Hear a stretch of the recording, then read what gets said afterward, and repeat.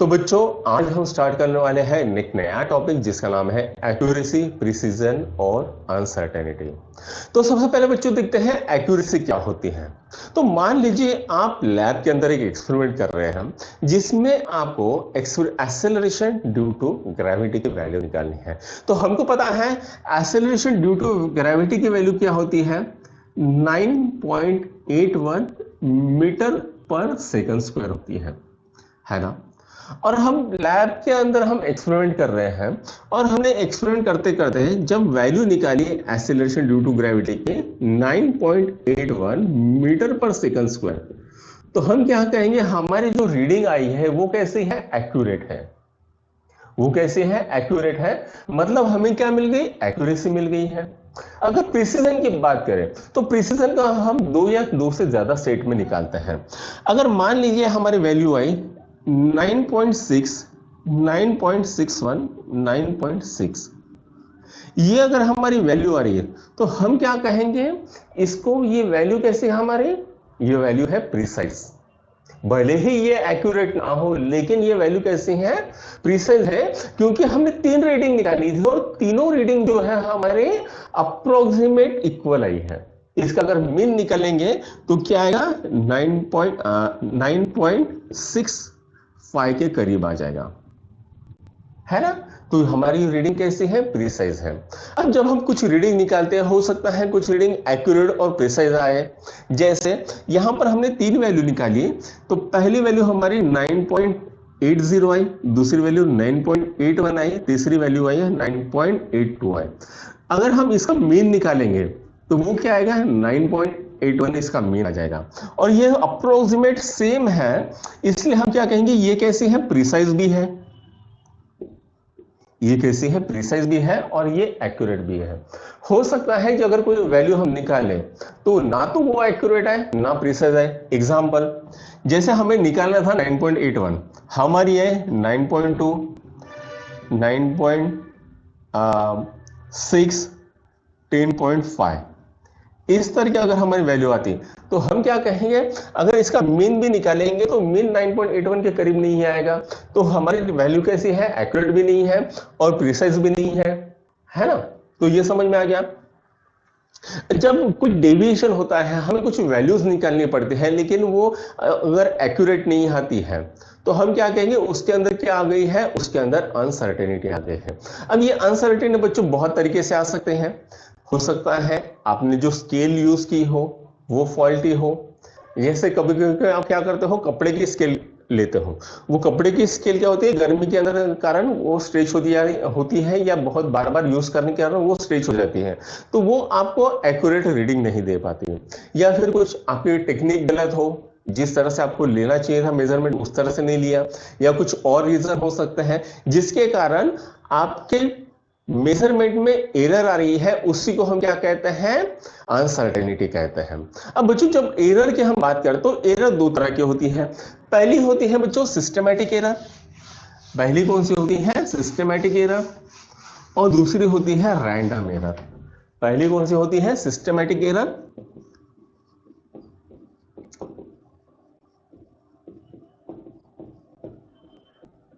और दूसरी होती है रैंडम एरर।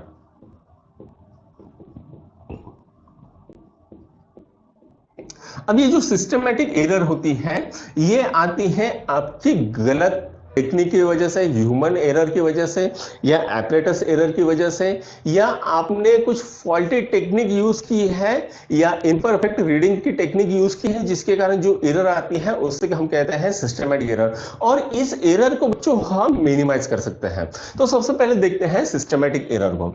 तो सिस्टमैटिक एरर बच्चों कैसे आता है, उसमें पहला टाइप है इंस्ट्रूमेंटल एरर।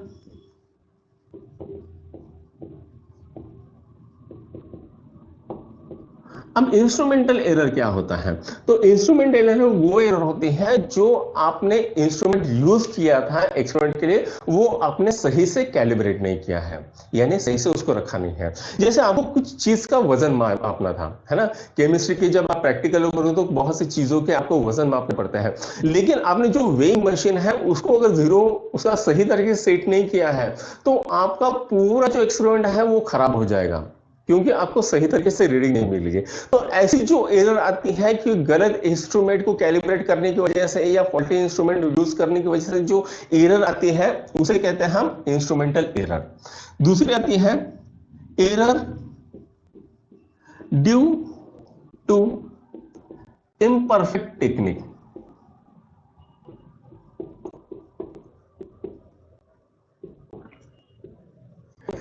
तो ये कैसे आती है, जैसे आपने अगर कोई एक्ट्रेटस यूज किया है लेकिन वो गलत तरीके से यूज किया है। जैसे मान लीजिए आपके पास एक बीकर दिया है और बीकर में आपको किस चीज का वॉल्यूम गिनना है, लेकिन आपने बीकर को अगर टेढ़ा कर दिया तो आपको जो रीडिंग चाहिए थी वो आपको नहीं मिलेगी। तो ये क्या हो गया, आपने वो क्यों हुआ, क्योंकि आपने वो बीकर ही गलत पकड़ा था। तो ये क्या होते हैं, इनपरफेक्ट मेजरिंग टेक्निक होती है, जिसके कारण जो एरर आती है वो होती है error due to imperfect technique. तीसरा होती है बच्चों पर्सनल एरर, यानी ये ह्यूमन एरर भी कहा जाती है, क्योंकि अगर आप मान लो सही तरीके से स्केल नहीं पड़ा, आपको कुछ चीजें गिननी है, जैसे मुझे यहाँ पर एक लंबाई गिननी है, तो लंबाई गिनने के लिए मुझे यहाँ पर परपेंडिकुलर मैं देखूंगा तो ही मुझे सही रीडिंग मिलेगी, लेकिन अगर मैं यहाँ से देखूंगा या यहाँ से देखूंगा तो मुझे सही रीडिंग नहीं मिलेगी। तो इसको ऐसी एरर को हम क्या कहते हैं, ऐसी एरर को पर्सनल एरर कहते हैं। अब नेक्स्ट आता है आपका रैंडम एरर। नेक्स्ट क्या आता है, रैंडम एरर। ये रैंडम एरर आप चाहे कितनी भी कोशिश कर लो, लेकिन कभी ना कभी ही एक आधी एरर आ जाती है रैंडमली, उसको हम कहते हैं रैंडम एरर। जैसे आप मान लो कोई इलेक्ट्रॉनिक डिवाइसेस यूज कर रहे हो। अब इलेक्ट्रॉनिक डिवाइसेस में क्या होता है, जब टेम्परेचर बढ़ जाता है तो वो सही तरीके से रीडिंग नहीं देता है। हो सकता है उसका पोटेंशियल डिफरेंस बढ़ जाए या रेजिस्टिविटी कम हो जाए, तो आपको सही तरीके से रीडिंग नहीं मिलती है। वो एरर जो होती है वो रैंडम होती है, यानी आपको वो डिवाइसेस को सही टेम्परेचर पे ही रखना पड़ेगा। हो सकता है और आप वो कभी भी कर नहीं सकते, टेम्परेचर कहीं ना कहीं वेरी हो जाता है, जिसके कारण आपकी रीडिंग गलत हो जाती है। ऐसे एरर को हम कहते हैं रैंडम एरर। ठीक, अब देखते हैं बच्चों एस्टिमेशन ऑफ एरर को, यानी एरर को किस तरह से एस्टिमेट किया जाए या एरर को किस तरह से मिनिमाइज किया जाए, इसको हम देखने वाले हैं। तो अब देखते हैं estimation of error. Estimation of error. Estimation error के लिए मान लो हम n नंबर ऑफ एक्सपेरिमेंट्स कर रहे हैं, तो हमें रीडिंग मिली है A1, A2, A3, A4 and so on AN तक की हमें रीडिंग मिली है। तो इसका अगर अरिथमेटिक मीन निकालते हैं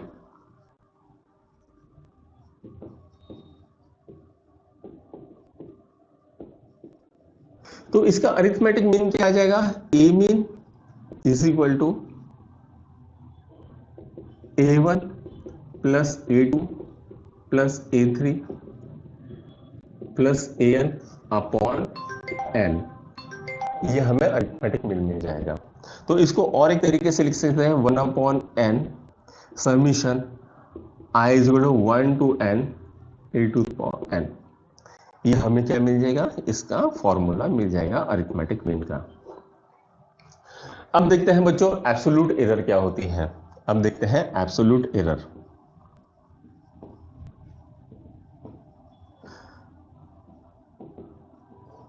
तो यहां पर हमें क्या मिल गया है, अरिथमेटिक मीन मिल गया। जब अरिथमेटिक मीन को हम इन क्वांटिटीज से अगर डिवाइड करेंगे तो हमें मिल जाता है एब्सोल्यूट एरर, और एब्सोल्यूट एरर को हम डेल्टा ए से भी दिखाते हैं। तो डेल्टा A1 क्या आ जाएगा, mod of A mean minus A1, delta A2 is equal to mod of A mean minus A2। उसी तरह से डेल्टा AN की मिल जाएगा mod of A mean minus AN। इस तरह से हमारी क्वांटिटीज मिल जाएगी। आगे हम देखते हैं एब्सोल्यूट मीन एरर क्या होती है। अब क्या देखेंगे हम, एब्सोल्यूट मीन एरर क्या होती है। तो जो भी हमें ये एब्सोल्यूट एरर मिल गई है, जब इनको ऐड करके इसके नंबर ऑफ इंटीजर से हम डिवाइड कर देंगे तो हमें क्या मिलेगा, एब्सोल्यूट मीन एरर मिल जाएगा। Absolute mean error is equal to delta A1 plus delta A2 plus delta A3 plus so on delta AN upon n। इसका फॉर्मूला लिखेंगे, इसका फॉर्मूला क्या आएगा, 1/n summation of i is equal to 1 to लेके n तक delta A I, ये मिल जाएगा आपको एब्सोल्यूट मीन एरर मिल जाएगा, राइट। अब हम देख सकते हैं जो हमारी ए की वैल्यू आई है, ए की वैल्यू कहां तक आई है, तो ए मीन प्लस माइनस डेल्टा ए मीन तक आई है। यानी जो हमारी ए की वैल्यू रहेगी वो कहां तक रहेगी, उसकी रेंज क्या रहेगी, ए मीन माइनस डेल्टा ए मीन से लेके ए mean plus delta A mean, यहां तक इसकी क्या रहेगी, ए की वैल्यू रहेगी, ठीक है। ए क्या है, एग्जैक्ट वैल्यू, ठीक है।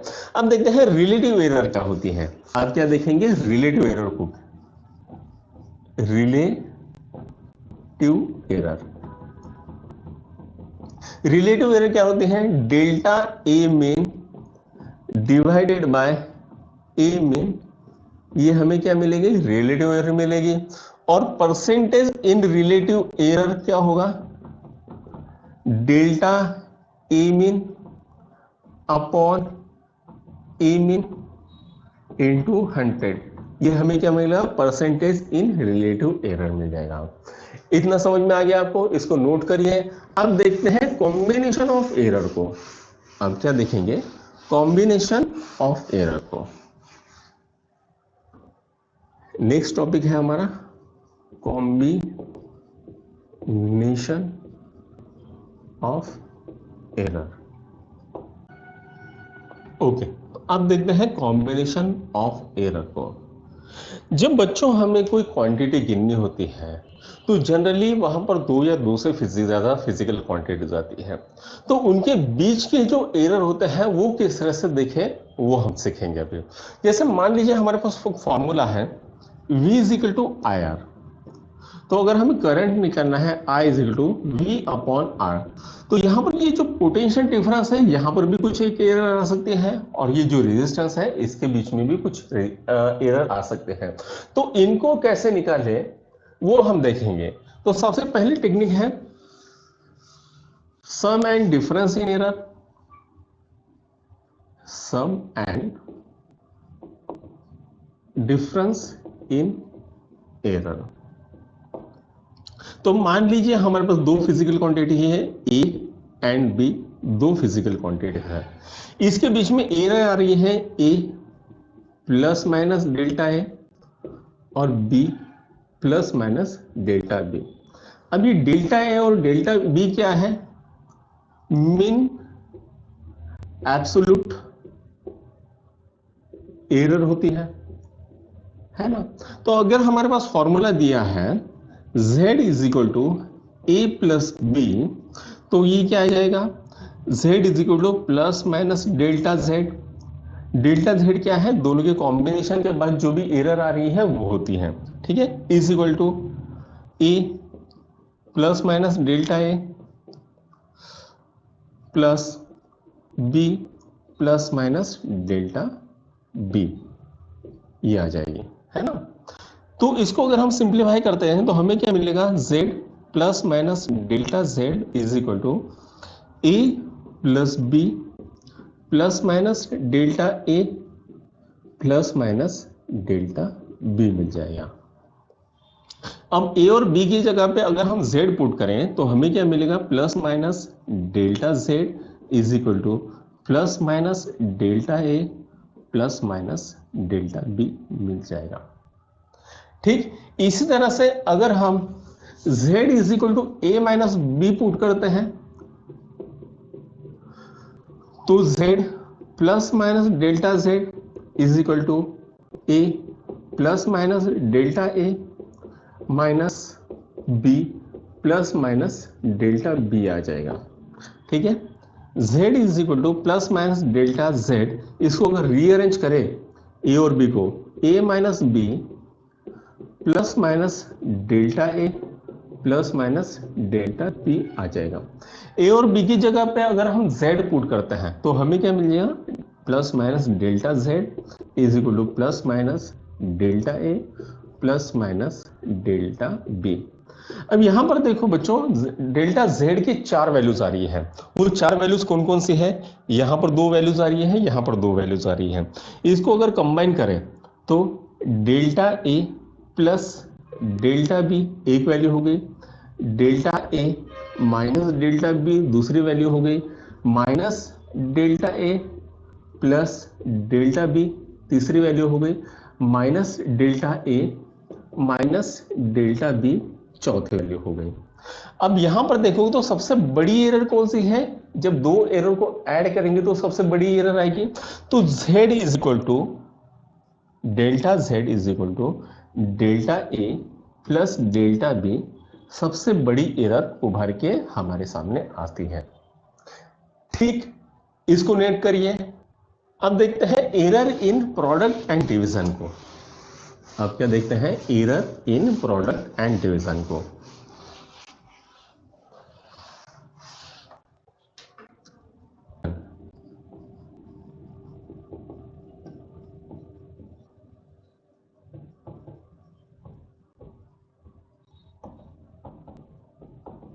मान लो हमें दिया है z is equal to A B दिया है, तो यहां पर अगर इसकी एरर को ऐड कर देंगे तो z plus minus delta z is equal to A plus minus delta A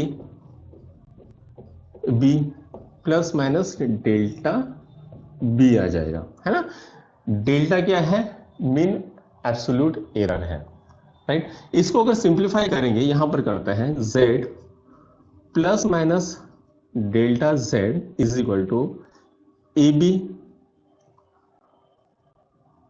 plus minus A delta B plus minus B delta A plus minus delta A delta B आ जाएगा। ठीक, अब यहां पर सभी टर्म को अगर हम ए बी से डिवाइड कर देते हैं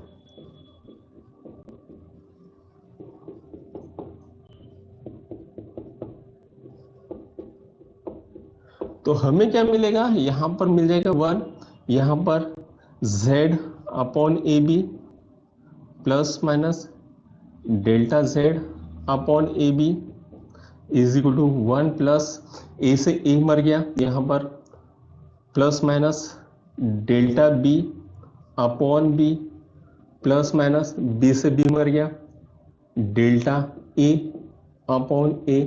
और यहां पर बच्चों आपकी जो एरर है पहले ही बहुत छोटी होती है, अब जब इसका प्रोडक्ट कर लोगे तो वो और छोटी आ जाएगी, इसलिए इस टर्म को हम निगलेक्ट कर देते हैं। अब इसको z अपॉन ए बी क्या होता है, 1 होता है, क्योंकि z की वैल्यू क्या है, ए बी है। 1 plus delta z upon A B is equal to 1 plus delta B upon B plus minus delta A upon A.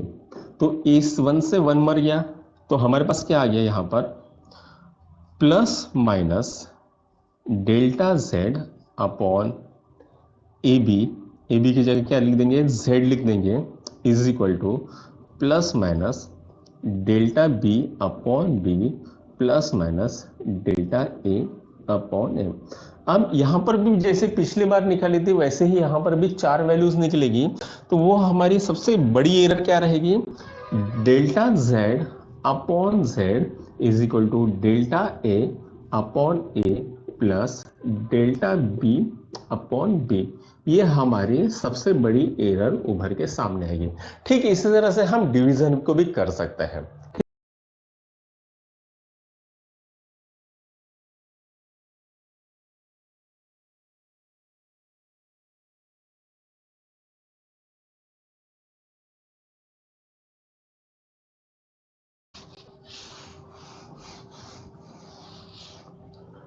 अब देखते हैं बच्चों, एरर ड्यू टू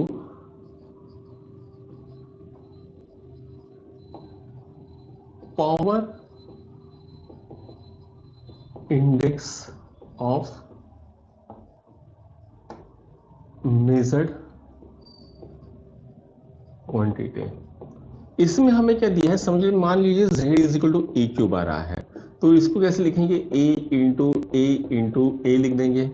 अब अगर इसको सिंप्लीफाई करते हैं तो delta z upon z is equal to delta a upon a plus delta a upon a plus delta a upon a आ जाएगा, है ना। इसको सिंप्लीफाई करेंगे तो क्या आएगा, 3 into delta a upon a हमें मिलके आ जाएगी वैल्यूज। ठीक, अगर यहां पर n क्वांटिटीज हो a to the power n, तो यहां पर क्या आ जाएगा, n into delta a upon a आ जाएगी। ठीक, अगर मान लीजिए z is equal to p to the power n, q to the power r और c to the power d हो, तो इसकी एरर कैसे निकलेगी हमारे, n into delta p upon p plus r into delta q upon q plus minus d into delta c upon c, इसकी value निकल के आ जाएगी। ठीक है, तो यहां तक हम देखा है। अगले लेक्चर में हम देखेंगे सिग्निफिकेंट वैल्यूज और सिग्निफिकेंट नंबर्स को। तब तक के लिए शुक्रिया, थैंक यू।